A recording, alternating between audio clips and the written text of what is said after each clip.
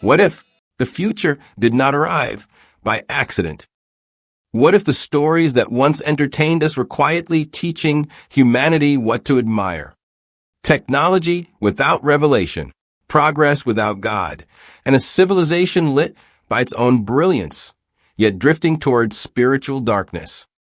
Tonight, we revisit Star Trek through the lens of Qur'an, Qadar, and the signs of the end times.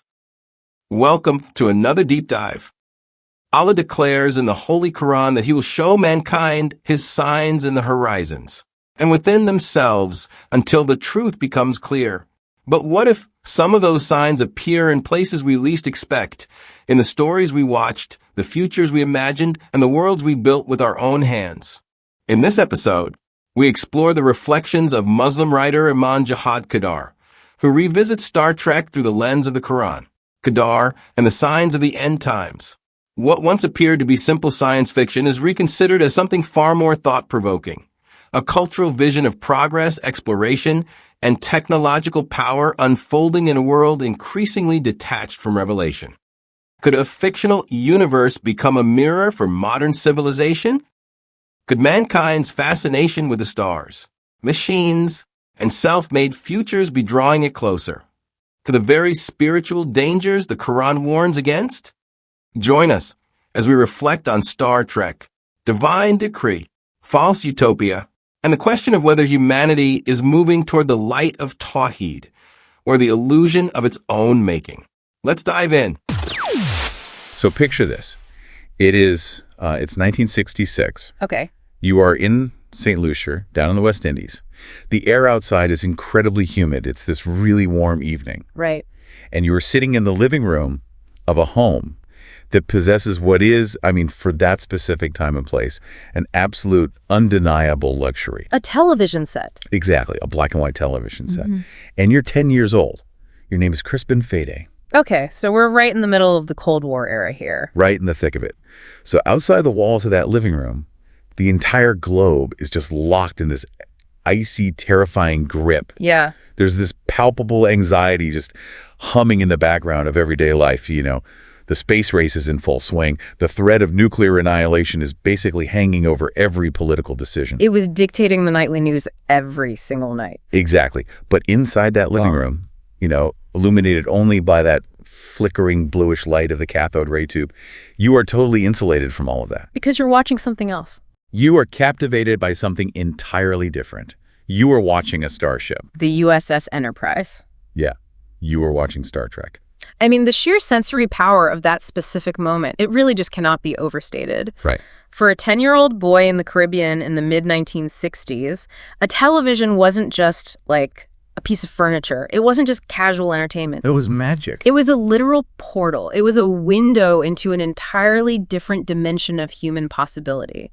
We have to really try to capture the pure, unadulterated innocence of that space-age imagination unfolding right in front of him. Yeah, because he's witnessing a vision of the future where humanity hasn't destroyed itself. Exactly. A future where we didn't use the atomic weapons, where the geopolitical tensions outside his front door had just evaporated.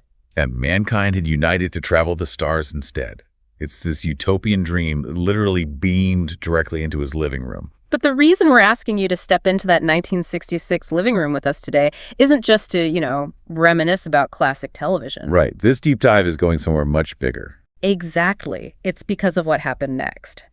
That 10-year-old boy, Crispen Feday, grew up. He grew up and he experienced something that is highly unique to our current tiny sliver of human history. Which is what?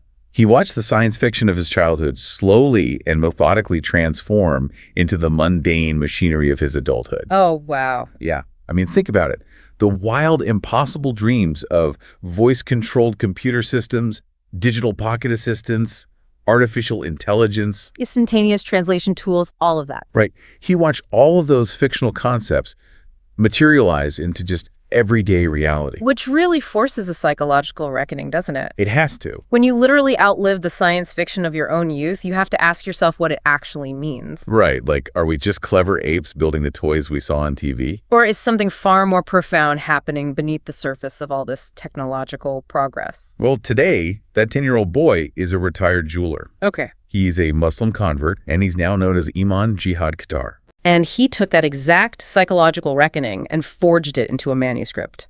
A deeply unsettling but just utterly fascinating manuscript. It's titled Star Trek and the Signs of the End Times. It's quite a title. It really is. Yeah. And the premise he presents, it challenges the very foundation of how we consume media. Because Qadar is basically suggesting that this classic show, this beloved cultural touchstone, wasn't just predicting gadgets. No. It was actively training the human imagination. Wait, training it to do what? To desire a very specific and perhaps spiritually vacant kind of future. It was subtly teaching an entire global civilization what to want.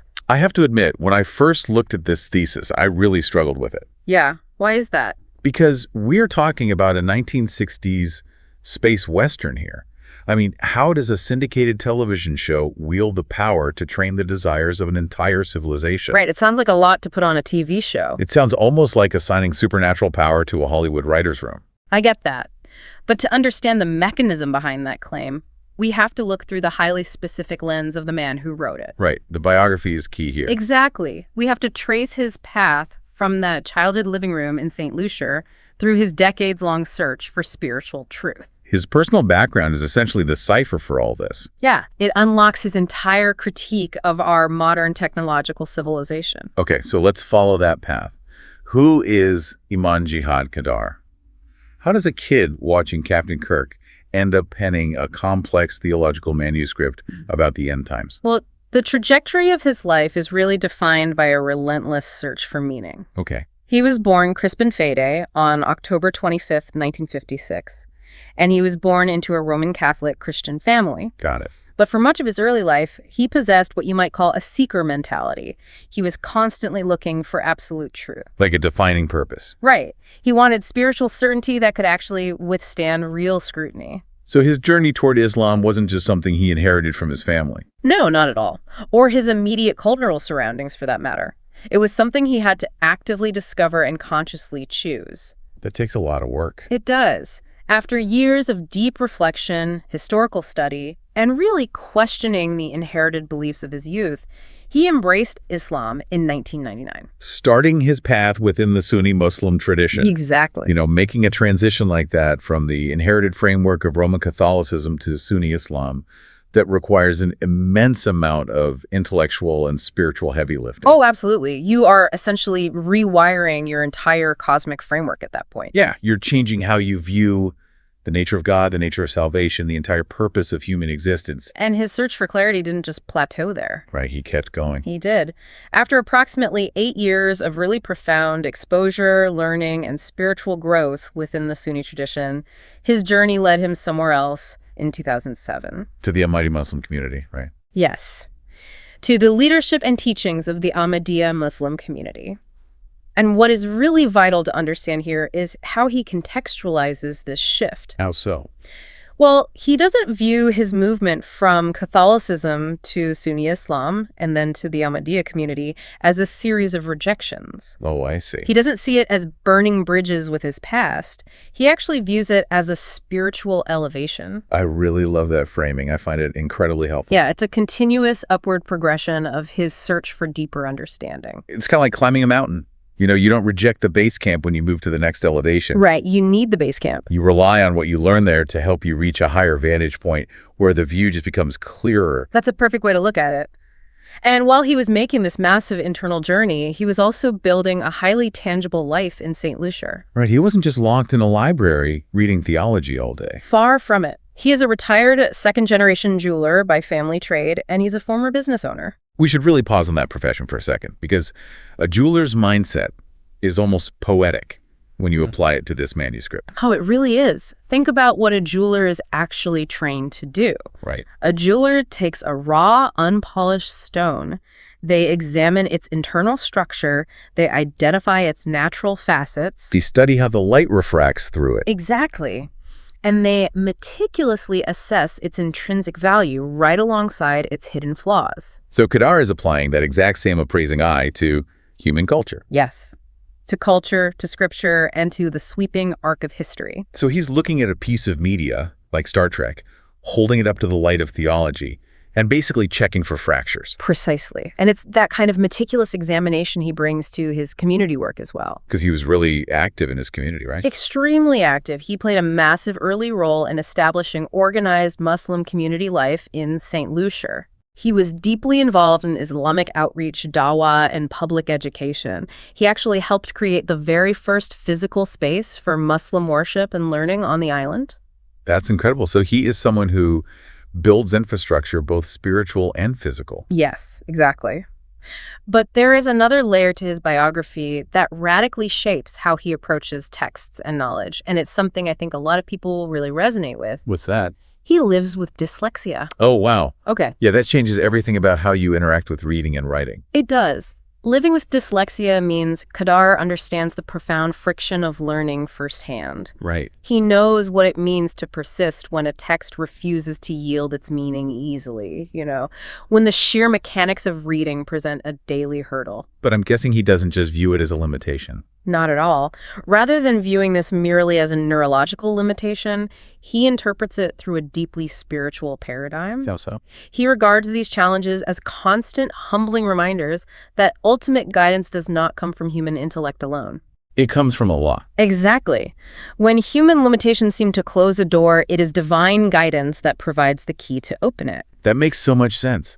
I mean, if you are constantly reminded that your own cognitive processing has limits, you are naturally going to build a reliance on a higher power to make sense of the world. You have to. And that reliance, it just saturates his writing. Yeah, I bet. You can feel it when he explores biblical prophecy or Quranic themes or the continuity of prophetic guidance. He is always emphasizing the journey, right? Yeah. Like moving from blindly accepting what you are told toward achieving conscious, hard-won conviction. Which really culminates in how he identifies himself. He uses this very simple, unpretentious phrase. What is it? He calls himself a convert Muslim and community servant writing in a personal capacity. I love the humility in that. But the true engine of his worldview, the thing that really drives his philosophy, is captured in his guiding motto. Let's hear it. He states, "Destiny is written, but it is our faith, Iman, and action jihad that gives it meaning." Let's pull that motto apart for a second. Destiny is written, but it is our faith and action that gives it meaning. Yeah. That is an incredibly dynamic view of the universe. It really pushes against the idea of fatalism. It does. It says the script exists, but the performance of that script, the passion, the choices, the orientation of the heart, that is entirely up to us. Right. It is a worldview that demands active participation. Exactly. And when you take this framework, this belief that destiny is authored by a creator, but humans must navigate that destiny with conscious faith and action, and you apply it to the memory of a 10-year-old boy watching the imagined future of mankind on a cathode ray tube. Oh, I see where this is going. You discover the bedrock of his eschatological reflections. Eschatology, meaning the theology of ultimate destinies, of the end times. Precisely. This is where I start to see the bridge between his life and his critique of the media. How do you mean? Well, it's one thing to just outlive the gadgets from your childhood sci-fi. I mean, most of us just think it's neat that we have smartphones that act like Star Trek communicators. Right. It's just a fun trivia fact for most people. Exactly. We look at the technology and say, wow, they predicted the future. How cool. Yeah. But Qadar isn't just looking at the gadgets. He is asking a structural question. He wants to know who poured the foundation for this technological house we are currently living in. Right. He's looking at the blueprints. Exactly. Why does he assign so much weight to fiction? How does a made-up story actually reshape reality? And that is the hinge upon which the entire manuscript turns. Okay, so let's get into it. To grasp why fiction holds such immense power in his view, we have to delve into the Islamic theological concept that serves as his primary analytical tool. Which is? It is the concept of Qadar, which translates roughly to divine decree or destiny. Okay, so we are shifting from the biography of the jeweler to the theological loop he uses to examine the diamond. Break down Qadar for us and explain how it transforms a television show into a cultural mirror. Okay, first, we must establish a very firm boundary. Qadar is extremely careful to state what he is not arguing here. Right, that's important. He is not claiming that Gene Roddenberry, the creator of Star Trek, was receiving divine revelation. Right. He is not elevating a secular television script to the level of sacred scripture. Which is a relief, honestly, because framing a Hollywood writer's room as a prophetic assembly would require a completely different and far less rational kind of analysis. Yeah, that would be a very different conversation. Yet, what he is arguing is incredibly sophisticated. Through the lens of Qadar, which is the absolute belief that Allah's divine decree encompasses every single event in existence, past, present, and future, Right. he suggests that Allah permits secular fiction to serve as a cultural mirror. Okay, a cultural mirror. Because nothing in the Islamic worldview exists outside the sovereignty of the Creator. Therefore, human creativity, our media, our technological aspirations, our wildest fictional stories, they all unfold within a divinely permitted history. They aren't just random anomalies. Exactly. They serve a purpose. But how does that actually play out in practice? Because usually when we think of commercial entertainment, we view it as entirely divorced from the divine. We just see it as capitalism. Right. It's just commerce. It's ratings. It's advertising dollars. It's selling popcorn. How does a secular commercial product serve a divine function? By tutoring the public imagination. Tutoring it. Yes. When a civilization produces a piece of fiction that resonates on a massive global scale, when it captures the collective psyche the way Star Trek did, that fiction is performing a crucial function. What's the function? It is normalizing future possibilities. Long before the engineering catches up to the ideas, fiction makes radical technological futures emotionally and psychologically acceptable. Okay, let me push back on that a little bit, or at least try to unpack the psychology of it. Sure. Are you basically saying that fiction bypasses our critical defenses? That's exactly what it does. Because, I mean, if someone hands me a dense white paper proposing a society governed by omnipresent artificial intelligence, my immediate reaction is going to be heavy skepticism. Right, you'd have your guard up. I'm going to argue about privacy and ethics and control and who holds the keys to the servers. But if you watch Captain Kirk casually ask the ship's computer to calculate a warp trajectory or analyze a foreign atmosphere, Right. your brain isn't debating the ethical implications of a ubiquitous AI network. No, my brain is just hoping Kirk escapes the Klingons. Exactly. You are emotionally invested in the narrative. And while your critical faculties are suspended by the drama, the concept of a benevolent, omnipresent artificial intelligence just slips right past your defenses. And it takes root. Yes, it takes root as a normal, entirely desirable aspect of advanced life. Fiction is the delivery system for affection. You have to make a society fall in love with the idea of a digitized existence before you can convince them to actually build it and live inside it. So it's essentially a Trojan horse. Pretty much. And if everything falls under divine decree, then our secular dreams of the future are basically functioning like a dream journal for an entire civilization. That is a perfect analogy. A dream journal. We think we are just writing entertaining stories about warp drives and alien species, but we are actually confessing our deepest desires. We are putting down on paper what we desperately want to become. And as a Muslim appraising this culture, Qadar reads this secular art not as a sacred instruction manual, but as a spiritual diagnosis. Like a doctor looking at a chart. Exactly. A physician examines physical symptoms to understand an underlying disease, right? You're right. Qadar examines Star Trek to diagnose the underlying psychological and spiritual condition of modern humanity. He is reading the symptoms of our collective soul. Okay, let's open up that dream journal then. Let's look at the specific symptoms presented in Star Trek. Let's do it. When we strip away all the phasers and the teleportation beams and the cool uniforms, what is the core desire being confessed? The central burning desire confessed in that show, which mirrors the driving force of our modern technological era perfectly, is the urge to explore. To explore. It is the need to push boundaries, to map the unknown, to conquer the final frontier, to boldly go where no man has gone before. Which fundamentally is a noble human trait, isn't it? Okay, this feels like the absolute friction point of his entire thesis. Let's break down the Federation model first. What are the rules of exploration when you are flying under the flag of the United Federation of Planets? Well, the Federation model is driven entirely by insatiable intellectual curiosity. Right, pure science. It is motivated by diplomacy, the rigorous application of the scientific method, the pursuit of societal order, and the relentless goal of building a universally advanced civilization. It's very idealistic. It presents a vision of humanity that has supposedly matured past all its petty historical squabbles. Right, they always talk about how money doesn't exist anymore and war on Earth is over. Exactly. Poverty, disease, and war have been eradicated. But they've been eradicated entirely through the triumph of human reason, cooperation, and technological mastery. It is the ultimate secular utopia. It really is. It is humanity looking into the cosmic mirror and declaring, we did it. We saved ourselves. We are the masters of our own destiny. That's exactly the point. But the genius of Qadar's critique lies in observing what is glaringly missing from this polished utopian model. What's missing? God. In this grand vision of our future, there is zero space for revelation. There is no concept of prophecy. There is absolutely no divine accountability. Yeah, you never really see a spaceship captain stopping to pray. Never. When religion is depicted at all in these types of secular sci-fi narratives, it is almost universally framed as a primitive, superstitious crutch.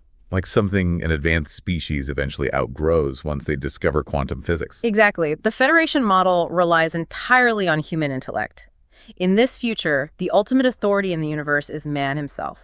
But consider the alternative. How does Qadar contrast this with the Quranic model? Okay, this is where it gets fascinating. Because it's not as if Islamic theology is anti-science, right? Historically, the Islamic Golden Age produced massive leaps in astronomy, mathematics, medicine. Yes. The Quran actually commands people to travel and observe the world. So it encourages exploration. It absolutely commands exploration. It urges humanity to travel the earth, to study the stars, to observe the biology of living things, and to reflect on the ruins of past civilizations. So what's the difference then? The difference is the purpose of that exploration. It alters the entire endeavor. How so? In the Quranic model, you do not seek knowledge simply to plant a flag or to prove your own brilliance. You seek knowledge to discover the signs of Allah. The signs. Meaning the physical universe is essentially a text pointing to something beyond itself. Yes, that's exactly it. Under the Federation model, you aim a telescope at a distant star, you calculate its chemical composition, and you congratulate human ingenuity for figuring it out. Right. Handshakes all around in the science lab. But under the Quranic model, you calculate that exact same chemical composition, but the knowledge drives you to God. Wow. You look at the perfection of the star's design, and you recognize the infinite power of the one who placed it there. It's a completely different orientation. It is. In the Islamic framework, learning must be coupled with humility. The ultimate goal of discovery is to connect back to Tawheed. Tawheed. The absolute indivisible oneness of God. The deeper you explore the universe, the more you should be compelled to worship its creator. Because the creation is a reflection of the creator. Exactly. Exploration is not a pathway to human supremacy. It is a pathway to submission. Man, it sounds like we kept the compass, but we threw away the North Star. That is a brilliant way to put it. I mean, the Federation model has us exploring at warp speed, gathering infinite data, but toward what ultimate end? Right, where are we actually going? If we are exploring purely for the sake of human triumph, if the only goal is to make ourselves more powerful and more technologically advanced, we are subtly crowning ourselves as the ultimate authority. We are replacing God with our own intellect. And that realization, that's the threshold where Qadar's manuscript shifts, doesn't it? It goes from a fascinating media critique into a severe, urgent theological warning. Yes, it gets very serious here. When mankind preserves the powerful urge to explore, but entirely removes the creator from the meaning of that exploration, we inadvertently put ourselves on the throne. Right. And this leads directly into his exploration of what he calls Dajjalic patterns, which is honestly the most sobering part of his thesis regarding these secular utopias. Okay, we need to tread very carefully here and be incredibly clear for the listener. Absolutely. When Qadar uses the term Dajjalic patterns, he is referencing the Dajjal, right? Which in Islamic eschatology is the false messiah. It's a great deceiver who appears in the end times. Yes. But Qadar is not saying that a television show or a spaceship or a new smartphone is literally the Antichrist. No. He is absolutely not making a literal one-to-one equivalence. That would be absurd. Right. He is identifying a pattern.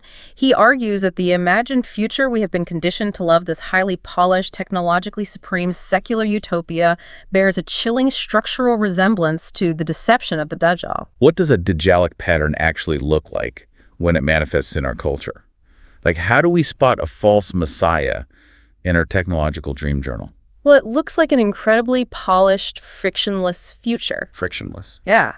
It features dazzling technology that makes life totally seamless. It cures bodily ailments. It provides endless comfort, infinite entertainment. Yeah. But it possesses absolutely no divine orientation. It boasts a supreme moral confidence, like a belief that it knows what is best for the entire galaxy, but it bases this morality entirely on human consensus and logic. Not on divine revelation. Exactly. It offers a vision of profound peace, but it is a peace achieved without prophethood. It offers universal unity, but a unity without any submission to Allah.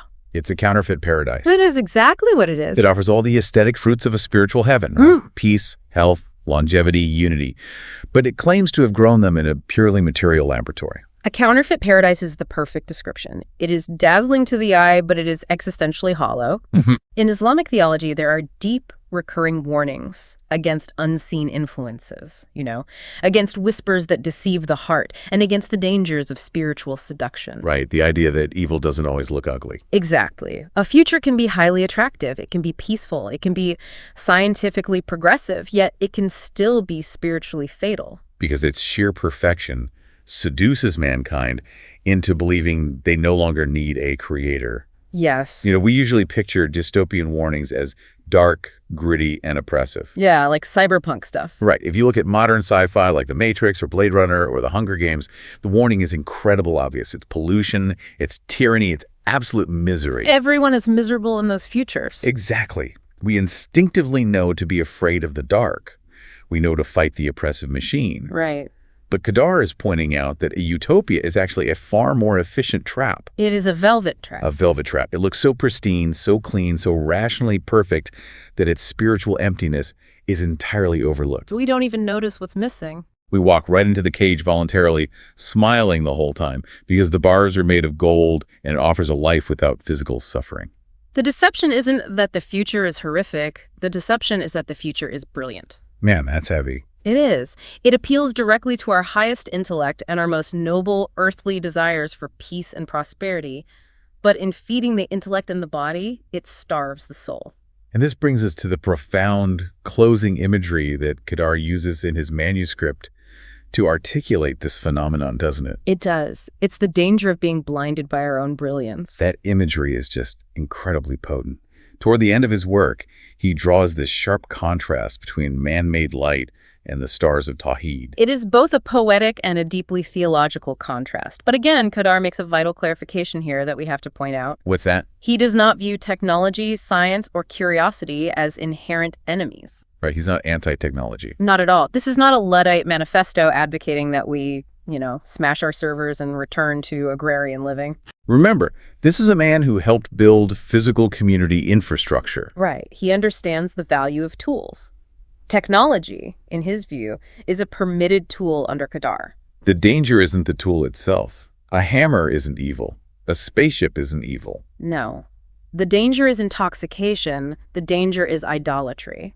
How does that happen? It happens when a civilization becomes so deeply enamored with its own man-made brilliance, its glowing screens, its predictive artificial intelligence, its theoretical warp drives. We become obsessed with our own creations. We become mesmerized. We stare so deeply into the artificial light of our own creation that we completely lose our spiritual orientation. Oh, wow.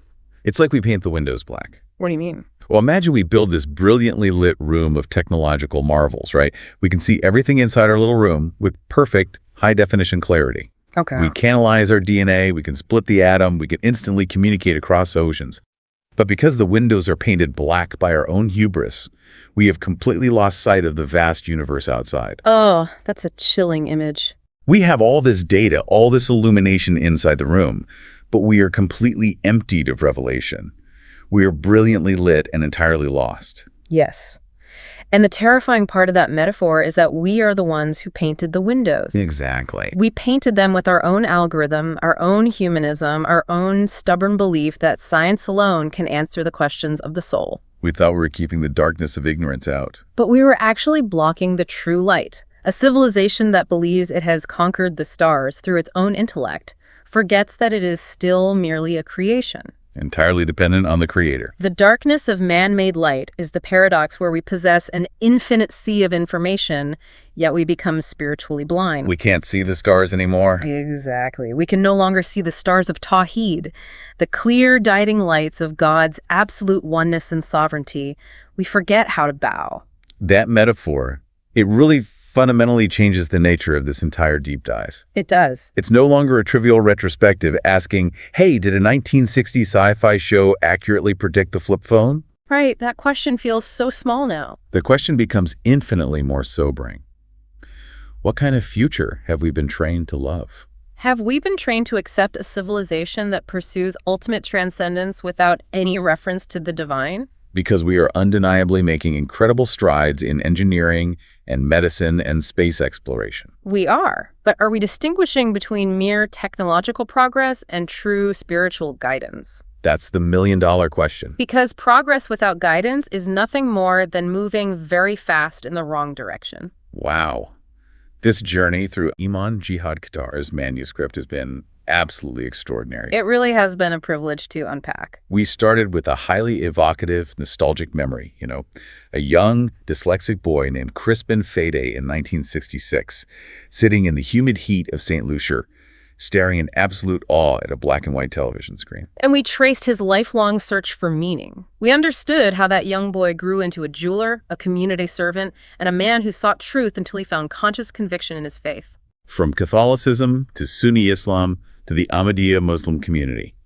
And we explored how he used that highly specific, hard-won perspective to look back at the science fiction that shaped his youth. He didn't dismiss it as trivial, but he also didn't worship it as prophetic. Right. He appraised it like a gem, viewing it as a cultural mirror held up under the vast umbrella of divine decree, or Qadar. A mirror that revealed humanity's most dangerous desire.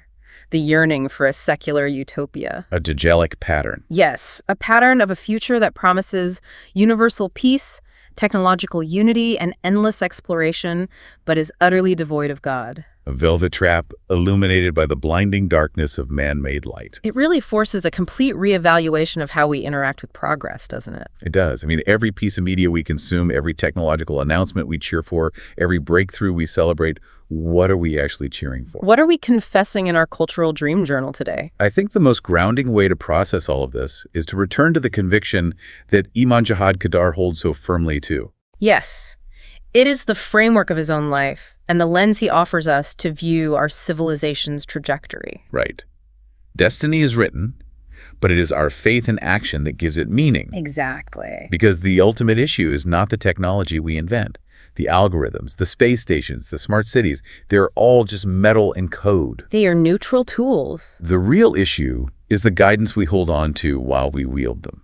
It's the orientation of our hearts. It is about maintaining the humility to bow to the Creator, no matter how tall the buildings we construct. So as we wrap up this deep dive into Iman Jihad Qadar's profound reflections, I want to leave you with a quiet, lingering question.